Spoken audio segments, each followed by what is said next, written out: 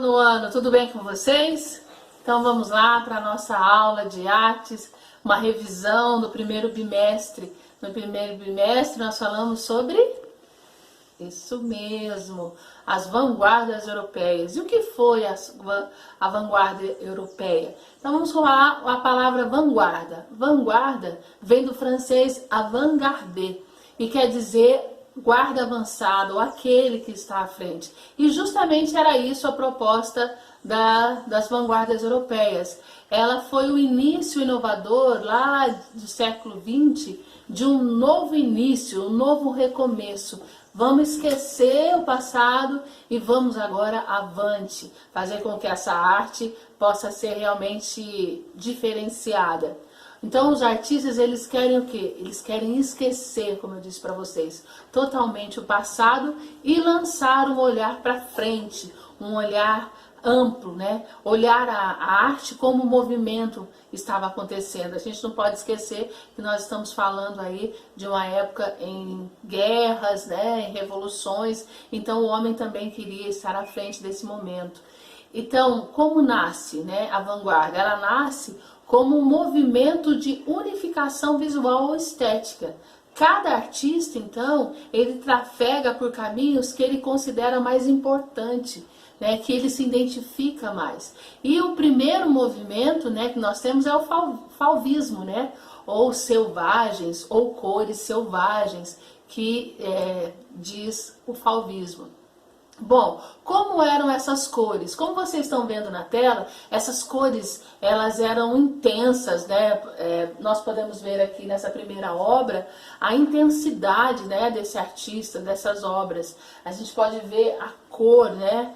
A maneira, a gente sente a maneira como esse artista está expressando. Nós vemos uma mulher, né, que está pintada de verde, amarelo, laranja. Então, que momento é esse, né? Que pensamento é esse? Essa é a nova técnica, a nova maneira que esse artista quer se expressar.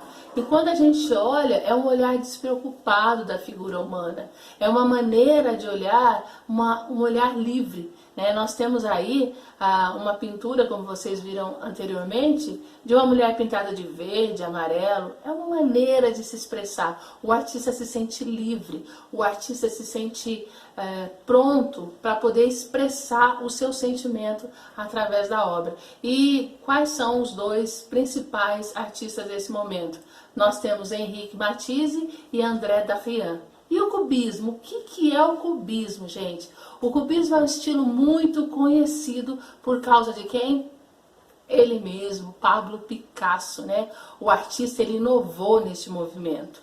Mesmo sendo essa uma das linhas estéticas que ele seguiu, Pablo Picasso, ele não trabalhou só com esse estilo. No início, ele também trabalhava com uma aparência mais realista, mas foi nesse estilo cubismo, né, nessa vanguarda, que ele conseguiu então expressar, né, associar todos os seus, tudo que ele tinha de melhor, né, ele começou a expressar. Mas como era o cubismo?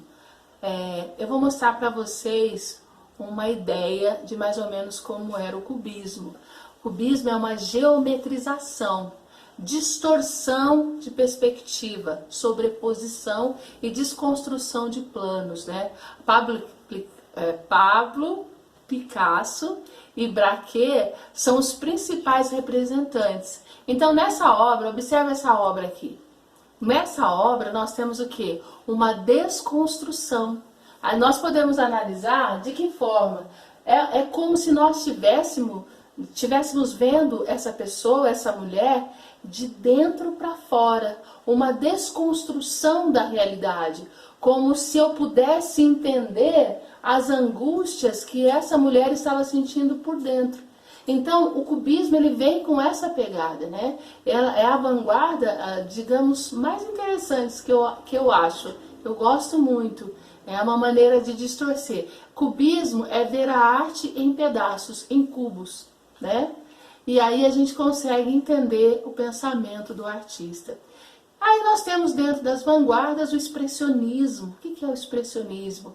É a representação das emoções, né, as angústias humanas. Quando a gente observa o impressionismo, a gente fala de quê? Muito bem, que eu já fiz até exposição aí na escola. Exatamente, o quadro O Grito. Essa expressão é a que o artista queria que o público entendesse. É aquele sentimento, né, de angústia, aquele sentimento triste, distorcido da realidade, né? A gente pode ver a vida como ela é. Então vamos dar uma olhada? Nós temos aqui então o quadro O Grito. Então a gente vê toda uma imagem retorcida, toda uma imagem distorcida da realidade, né? A gente vê um rio que parece que não é um rio, um céu que não parece meio céu. Então a gente tem aqui um contraste, então, da própria angústia. Então é uma vanguarda que retrata o quê? A angústia, vamos dizer até a miséria humana, o medo. É realmente a expressão da angústia. A próxima vanguarda que nós temos também é o dadaísmo, né? O dadaísmo já é... A palavra dada é como se, para vocês entenderem resumidamente, é como se fosse um meme, tá bom? O dadaísmo, ele nasceu para como se fosse tirar sarro da própria arte. É algo como uma brincadeira, uma provocação. Isso aqui é arte, é mesmo? Então ela nasceu com essa, como se fossem os memes das vanguardas europeias. Mas o dadaísmo, ele não tem um nome em si, foi tirado de uma brincadeira, né? A palavra foi descoberta acidentalmente, né, por Hugo Ball, e quando ele estava lendo, né, no dicionário francês, ele achou essa palavra, e o significado dele é infantil e quer dizer cavalo de madeira. Nada a ver, né? Então, o dadaísmo é mais ou menos assim, nada com nada, mas que realmente retrata um sentido irracional das coisas que estavam acontecendo na época, né? E nesse estilo, ainda do estilo dadaísmo, os artistas, eles queriam realmente provocar, eles queriam questionar, eles olhavam em geral essa vanguarda vendo como se fosse uma visão de ruptura, porque naquele momento qualquer coisa parecia arte, qualquer coisa era arte. Então eles falam, peraí, como que isso está sendo apresentado? Então o dadaísmo, ele foi realmente uma relação intelectual entre o espectador, no sentido articulado da palavra, né? Ironia e sátira. Se vocês pudessem classificar o dadaísmo, vamos colocar sátira, satirização, tá? Ironia, brincar com os próprios artistas. É como se eles fizessem piadas deles mesmos, né? Um exemplo, Marcel Duchamp, que foi um grande percursor dessa época. E no Brasil nós temos Valdemar Cordeiro. Ele é brasileiro, ele também trabalhou muito bem esse estilo de vanguarda. Bom, esse movimento, eles influenciaram não apenas a pintura, mas o teatro, a música, a literatura. Vocês vão ver que tem todos os períodos vanguardistas também na literatura. Então, eles realmente revolucionaram o que a gente pode dizer de cultura, de intelectualidade, né? Eles impactaram, né, o cenário artístico brasileiro também. Essas influências também foram impactantes. Haja visto a Semana de Arte Moderna de 22, que tem toda uma pegada, né, toda uma construção em cima desses vanguardistas, né, desse objetivo de explorar os limites tradicionais da arte. Quando a arte passa a não ser tradicional, mas você realmente pode se expressar. Então a ideia desse período, né, desse período vanguardista, era a ideia desse movimento de trazer para o público essa comunicação, né, entre o público e a obra que estava sendo vista, que estava sendo dialogada, que estava sendo olhada por tudo. Era uma provocação. A gente pode pensar nesse período como uma provocação entre o artista e aquele que está observando, o observador. Então, nós conseguimos compreender bem essa ideia de provocação. Isso é muito importante dentro desse período. Então, nós vamos falar agora sobre o surrealismo. O que é o surrealismo? É a representação do irreal, dos sonhos. Digamos que vocês tiveram um sonho.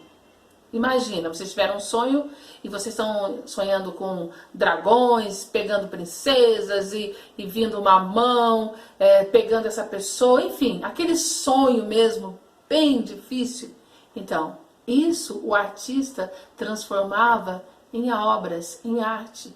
Isso é o surrealismo, é a representação do irreal, do sonho, do onírico, aquela coisa que você fica só no subconsciente.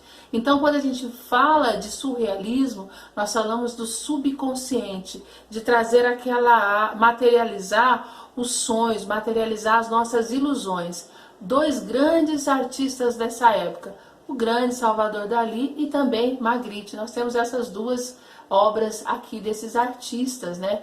Olha, um relógio que está saindo da boca de um dragão e justamente uma gaveta. O que isso está querendo dizer? Duas pessoas deformadas se beijando.